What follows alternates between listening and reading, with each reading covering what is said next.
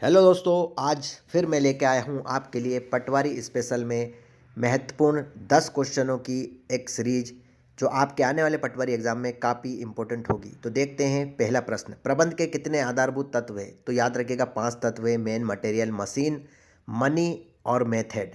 याद रखिएगा दोस्तों, मोस्ट इंपॉर्टेंट है। अगला प्रश्न है, प्रबंध का कौन सा कार्य प्रबंध का आधारभूत कार्य माना जाता है? तो याद रखिएगा, नियोजन प्रबंध का आधारभूत कार्य माना जाता है और सबसे पहला कार्य यही होता है। अगला प्रश्न देखिएगा, पेशे के अंतर्गत सदस्यों के व्यवहार के मार्गदर्शन व नियंत्रण हेतु जो दिशा निर्देश दिए जाते हैं उसे क्या कहते हैं? तो याद रखिएगा, आचार संहिता कहते हैं।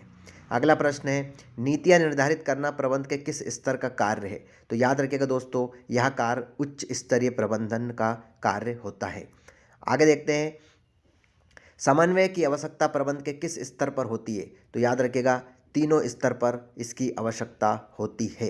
अगला प्रश्न देखते हैं, व्यक्तिगत कौशल के प्रयोग द्वारा वांछित परिणाम प्राप्त करना क्या कहलाता है? तो यह कला कहलाता है। याद रखिएगा, आर्ट्स कहलाता है।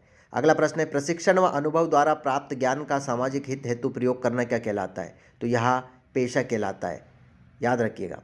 अगला प्रश्न है, शीर्ष स्तरीय प्रबंधन में कौन कौन से अधिकारी शामिल होते हैं? तो याद रखिएगा, तीनों, संचालन मंडल, प्रबंधन संचालक, मुख्य प्रबंधक, यह तीनों शामिल होते हैं। अगला प्रश्न है, समन्वय प्रबंधन का एक कार्य ही नहीं अपितु प्रबंध का सार है, यह कथन किसका है? तो कुंटज एवं ओडोनेल का यह कथन है। याद रखिएगा दोस्तों। अगला प्रश्न है, नियोजन भविष्य के गर्भ में देखने की विधि है, यह कथन किसका है? तो याद रखिएगा, प्रोफेसर टेरी का यह कथन है। तो दोस्तों, ये थे मोस्ट इम्पोर्टेंट 10 क्वेश्चन पटवारी के लिए। आगे भी मैं पटवारी स्पेशल में ऐसे ही इम्पोर्टेंट प्रबंध के क्वेश्चन आपके लिए लेकर आऊँगा।